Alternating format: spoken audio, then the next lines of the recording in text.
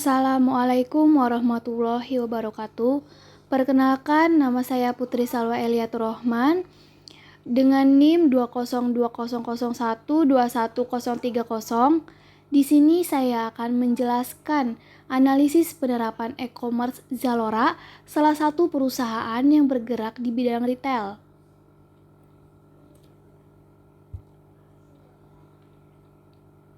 Saya akan menjelaskan terlebih dahulu apa itu e-commerce.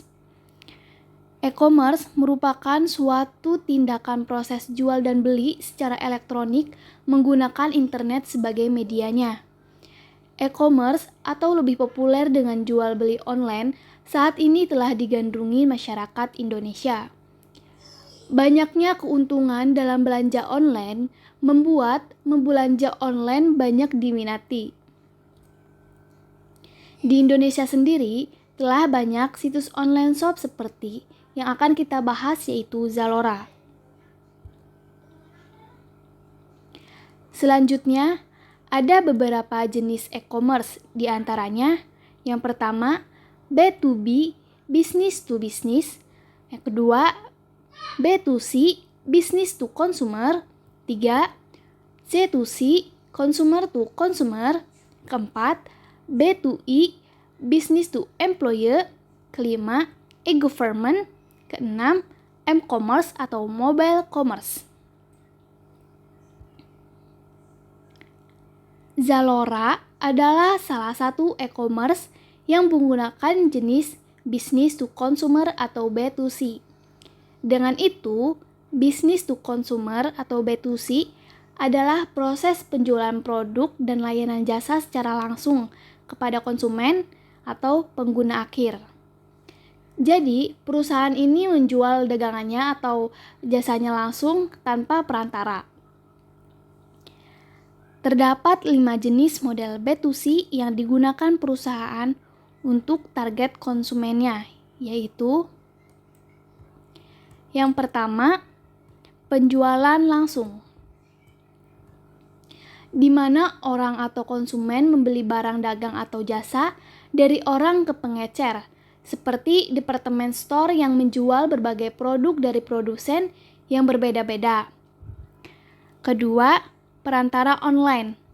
Ialah di mana perusahaan tidak memiliki produk atau jasa menempatkan penjual dan pembeli bersama. Contohnya seperti Traveloka. Yang ketiga, B2C berbasis iklan. Model ini menggunakan konten gratis untuk didapatkan pengunjung situs web. Para pengunjung ini menemukan iklan digital atau online. Pada dasarnya, web yang digunakan untuk menjual barang dan jasa. Selanjutnya, berbasis komunitas. Situs seperti Facebook yang membangun komunitas online yang berdasarkan minat bersama, membantu pemasar dan pengiklan mempromosikan produk mereka langsung ke konsumen.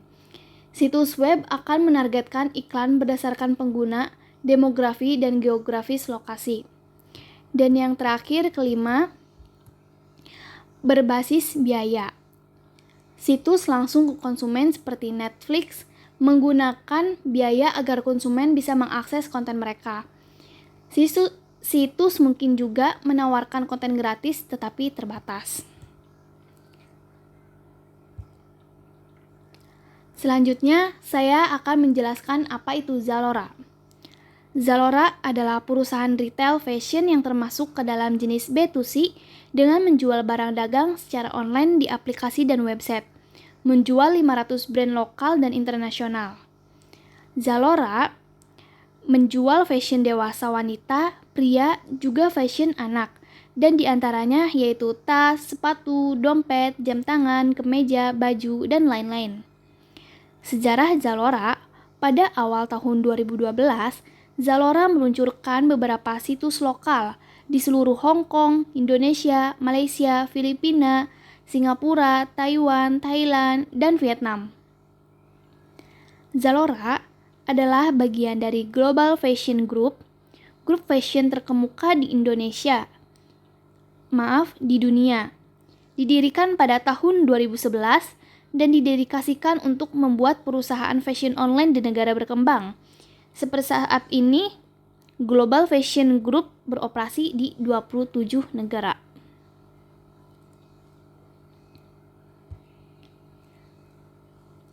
Selanjutnya ada analisa kekurangan yang ada di Zalora.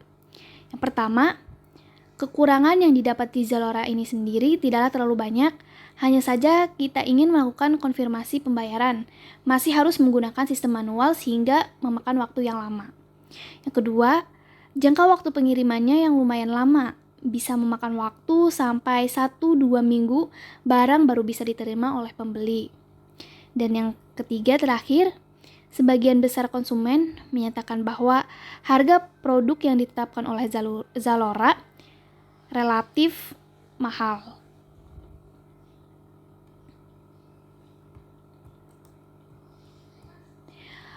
Berikut opini yang diperoleh setelah menganalisa Zalora Indonesia ini sangat baik karena meningkatkan pasaran produk atau jasa lokal sehingga dapat membuat pembeli memilih dan tahu produk lokal. Akan tetapi, Zalora Indonesia ini masih belum memaksimalkan bagaimana pemasaran dan strategi pasaran di Indonesia, sehingga mengakibatkan beberapa konsumen mengklaim bahwa jasa di Zalora ini masih belum terjangkau.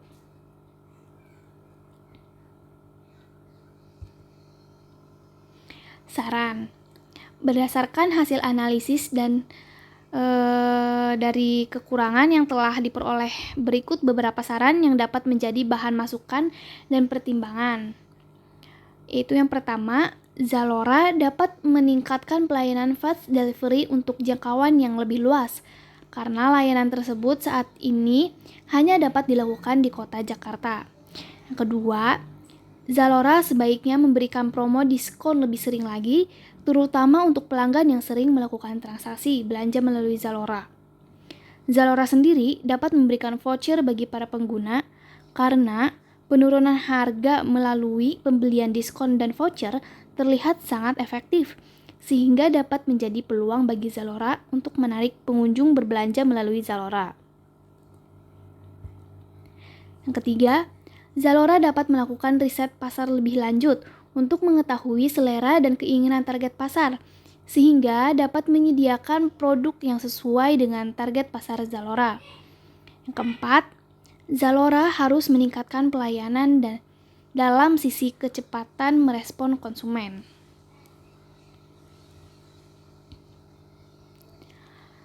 Sekian penjelasan penerapan e-commerce Zalora, analisis kekurangan dan opini yang telah disimpulkan. Kurang lebihnya mohon maaf. Wassalamualaikum warahmatullahi wabarakatuh.